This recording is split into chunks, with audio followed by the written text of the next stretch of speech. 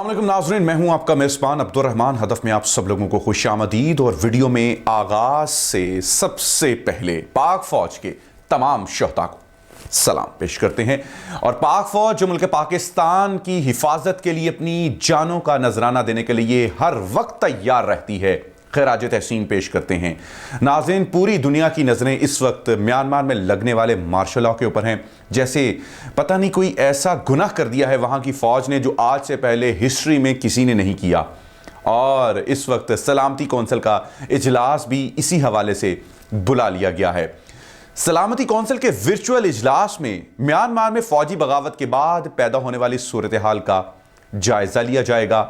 दूसरी जानिब अमरीकी सदर जो बाइडन ने म्यांमार में फौजी बगावत और इक़्तिदार पर कब्जे की शदीद मज़म्मत करते हुए जमहूरियत की बहाली पर जोर दिया है।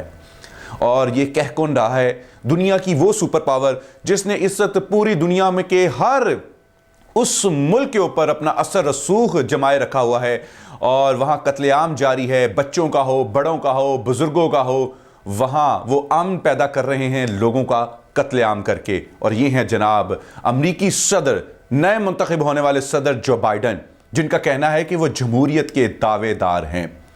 अमरीकी सदर जो बाइडन की जानिब से म्यांमार पर दोबारा पाबंदियां आयद करने की धमकी भी दी गई है, जबकि बरतानिया ने भी म्यांमार से सियासी रहनुमाओं की फौरी रिहाई का मुतालबा किया है।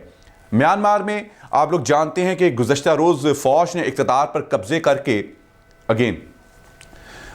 म्यांमार में गुज़श्ता रोज़ फौज ने इक़्तिदार पर कब्जा करके वहाँ आंग सान सूची समेत मुतअद्दिद रहनुमाओं को हिरासत में ले लिया था।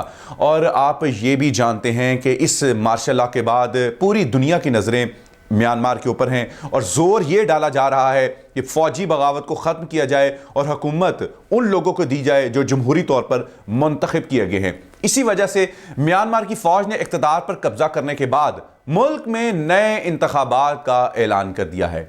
अब यह ऐलानात पूरी दुनिया के प्रेशर की वजह से हैं या वाकई वहाँ की हुकूमत अमन का नोबेल इनाम लेने वाली आंग सान सूची जो कि सही काम नहीं कर रही थी और फ़ौज ने अपने मुल्क की हिफाजत के लिए इक़्तिदार संभाला और फिर दोबारा ये ठानी कि हम ये इक़्तिदार अवाम में मुंतकिल करते हैं।